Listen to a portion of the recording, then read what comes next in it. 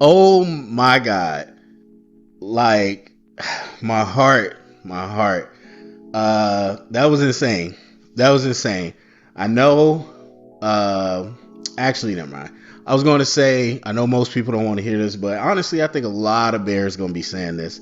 Um, but if it's any comfort, we played the best game out of this round. Like this was by far the best game out of this round. Um, Caleb was, despite I know, you put up the stat line like people love to do, and it's gonna look bad. But even despite that, I would say Caleb was not anywhere near the worst quarterback I saw out of this round, and so that is what it is. Like I said earlier, and I've been saying this in real life, but I did say earlier in the community as well. I was I from the beginning, but really after the wild card, I was like, whoever wins the Super Bowl is not going to be like the contender next year. This is, you can't say it's an asterisk year, but it's definitely a year unlike anything we've ever seen. And so the number one seed Broncos, who honestly aren't that good, are going to be hosting the AFC Championship game with a backup quarterback with the least amount of starts that any quarterback has had in that game. So like just the stuff we've seen this season, crazy. And again, I think that showed this week where a lot of bad football play, and I don't think at all we were the worst. To be honest, I think the defense played a lot better. So, I mean, overall, to me, it was kind of simple. Like, if this was in LA, I think we would have got boat race because the defense or their defense just kept stepping up. Now, this is obvious, but because it's so regular in the league right now, that going forward on fourth down is risky. And I get it. I get what people say about the analytics. I get what people say about Ben Johnson and his philosophy. I don't share that philosophy. I'm very risk averse when it comes to fourth downs. And even the fourth downs that I like definitely aren't in the area that Ben Johnson does. So I don't know what happened with the Rams, but the short yard, like short a few yards to go run plays, they just turned into the Incredible Hulk. Like it wasn't like a close stop. Like those were some of the nastiest plays of the game. Like I felt like every time it was 4th and 1 or whatever, I was just like, oh my god, when they hit him, the pads collided. You got Manon guy was hit like way in the backfield. They hit Swift way in the backfield. Then on the goal line, Swift went up. They they hit that man midair. It was nasty. So the Rams, even though I watch them a lot from the personnel, I know that's not really their game. And so I think they just stood up in those moments, especially because there was just a lot of times where either on run plays or run after the catch, they were just not in good position. They weren't really hitting, and then they turned it up. They turned it up a whole different level. And so with them getting stops, which typically is what happens to our offense no matter who we play, there's a lot of drives that we waste. But the flip side, the difference with this game is that our defense was getting stops that we don't normally get. And I do give a lot of credit to the play of the team. The D line and the whole pass rush pursuit. Even though the D line moved the pocket, they didn't really create a lot of pressure. The pressure and the sacks came once we started blitzing off the edge. But still, it was enough to make Stafford uncomfortable. And I was saying we needed just a little bit more. Right after I said that, we started blitzing. Now, blitzing is not the same as pass rush because obviously you giving up a man in coverage. But it started to be effective for us. Either way, I don't know. I don't want to say 50-50, but maybe 50-50. Our effort and Stafford just not really having it, because I think it didn't seem like the typical McVay scheme, but also, you playing in inclement weather. Because I was saying the whole time, even since last week, if it's cold, like that doesn't mean a ton, but if it's, precipitation, that's gonna mean a lot. And so with snow and everything, I don't feel like it was the typical scheme, but I still think it was enough to get people open and to do what you got to do. So I don't think it was a McVay issue. I do think he took a little bit of time to adjust. Usually he's a lot quicker, but I don't think it was an issue there. And we know they got talent. So I really just think Stafford was missing passes and missing reads and missing them like he doesn't usually have to. And I think really, if anybody's watching this game, they should probably realize how much Stafford actually carries. Like, he has Puka, so a lot of people are like, whatever. He had Kupp, now he has Devontae Adams, so people are kind of like, whatever. But to be honest, it's just like Josh Allen. Obviously, he got better receivers, but he has to put those people in the perfect position with his passes, or things can go bad. So I think, especially in the first half, we just got a lot of stops that we usually don't get. Like, yes, we usually get turnovers and give the team or the offense a short field. We're used to that, but we're not used to really stopping teams consecutively, especially, with this type of offense. We're worried about that. So I think that was out of character. And to be honest, we played almost every game the same all season. We rarely had a team get us out of our philosophy, our identity. And that does say something, as people are going to want to talk about the future and stuff. I think it does say a lot that we've never been forced to be dictated one way or another. We've always been able to dictate. And that's the thing. You got a run game that travels. We know that. That's as old as football itself. But Caleb, and this is why people are in love with these quarterbacks. I keep saying it all the time. Everybody want to ask, why do they go after these prospects? Because when you can throw with, I don't want to say unlimited, but when you can throw with elite velocity, plays like Caleb is able to make are able to happen, because you get a guy like Stafford who has a great arm, but you can tell he's not what he used to be.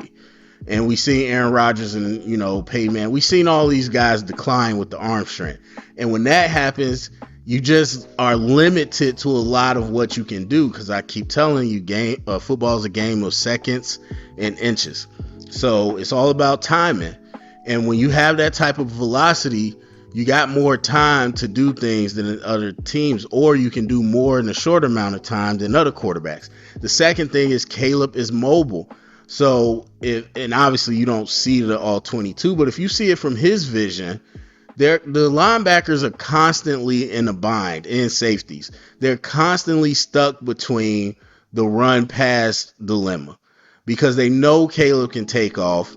And when you in the playoffs, every possession counts. You get in a tight game, you get down to the OT, like everything counts. So it's tough to decide how you're going to stay at depth, where your eyes go. Do they go to the receiver? Do they go to the quarterback? So those things, like, I think are the biggest reasons. And the third biggest reason is that Ben Johnson is just great at designing plays.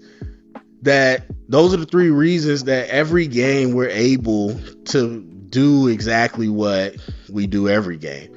Now, that's not always good. That's for better or worse. But every game has been the same, and this game was no different. So now you get to the playoffs and say, what's the difference and everything? Obviously, the turnovers, the interceptions. I mean, even the last interception, barring it being like, the end of the game, it was as good as a punt. And that's how I felt about the first interception. And to be honest, probably better field position than most of what the Rams were able to get with some of their punts. So that's why I said, like, the first one, I'm like, okay, that's fine. I forgot. It might have been the last week or it might have been wild card, but there's a couple times where I see teams. No, it was against the Packers, and I'm just like, they shouldn't have intercepted that. You should have batted it down. Now you just backed yourself up. And so that's why I'm like, when you throw these long interceptions, they're as good as punts. So obviously you don't want to turn the ball over, and we get that. But as far as like the effect of the game flow, I didn't really think it impacted it that much every time. But you got some of these missed throws, and to be honest, it was a mixed bag. Caleb, inconsistent with ball placement. I think every quarterback is. And so when the ball is hard and it's cold, it's harder to catch. You putting the ball behind receivers makes it tougher for them to catch. So we had guys drop it. We had bad placement. It was a mix of both. So yeah, that definitely hurt us a little bit. But overall, like I said, I think we were at probably the same pace that we usually are. I don't feel like we were handicapped in doing anything we wanted to. Like, we did some of the trick stuff. We obviously ran the ball a lot. We did a lot of play action. We did some screen. Like, it was typical Ben Johnson offense. I don't think they were able to take us out of anything that we wanted to do. It's just about execution. And then defense, like I said, I think they played above. I think they played a lot above what they usually give us, and it was a tough game, like I said, to me. And I'm not gonna spend a lot of time to break it down, but you can tell the difference between bad football and competitive football, because there's a lot of plays. Take the Swift play on the goal line to when he got stopped. There's a lot of times where the other team just does their job better. And that's one of the main things that casual fans don't. That's one of the concepts they don't understand. It's always somebody messed up, somebody's fault. No, sometimes you just do your job. And so I think when you watch a game like this one, that's what I see. Whereas in other games like the Texans game earlier, everyone's messing up, like, because everybody thinks like, oh, it's a close game, so it's a defensive battle. No, sometimes the offense is just messing up and nobody's doing what they're supposed to do, or you get in explosive plays but then you turn the ball over, or you get to the goal line and you stall out. And so there's games like that. The Bills game, going like turnover after turnover. There's sloppy play. And then there's games like this where, yes, I think Stafford was the reason that a lot of those things on their offensive side weren't able to work. But that was more so injury, weather, that's the game. I don't think it was like, oh, Stafford is just bad right now or he's tweaking. He's just not able to do what he's usually able to do. And then on our side, same thing. So I think this was competitive football. Like, it's freezing. People are going to drop some of the passes. And the Rams defense stepped up multiple times. Sometimes you're going to lose there. So it is what it is. I'm not I'm not super interested in talking future one way or the other, but I'll definitely answer questions. The only thing else that I say that I was wondering is why Theo didn't start. And I don't know if I said this before, but when Ozzie kept the left tackle job, I didn't understand that. I thought Theo played way better. Now, obviously, I could say I'm not there. I don't know, what he was messing up and all that in practice. But as far as the games, I thought Theo was a much better or much more natural left tackle than Ozzie. Ozzie has the same problem 90% of the tackles got. He's got dead feet, won't contact. And so he does not recover well. Now, yes, he's big, he's long, he keep a lot of distance. but he struggles with speed, and I just thought it was weird that he started. So whatever, he goes down, and then and maybe everybody else knew, but when the game starts and Thuney's out there, I'm like, first of all, did y'all not see how badly he struggled last year with the Chiefs when he did that? Like this is the move now. Contrary to popular opinion, I don't think Jared Verse is like this elite rusher, but he's a power pig, and I don't think he was going crazy, but it's just you putting a guy out of position who doesn't have the size for tackle, and you're doing it, in a short week. So I don't know why you didn't put Theo back in there, but obviously they got their reasons. Then you start a guy who hasn't played all year. So I don't know. I do think there were some issues in the pocket, but Caleb wasn't really impacted by it overall. So there's some plays in the run game and things like that where I'm sure when you go to the end zone view of the tape, or we can see the line of scrimmage there, that lineup probably did cause some issues, but overall it wasn't like a big exposure. So, but I still just don't understand why Ozzy wasn't started, or Theo. So that's it, man. Go down in the comment section, let me know what you think, share it around, get the convo started, thumbs up, subscribe, and remember, stay up and bear down.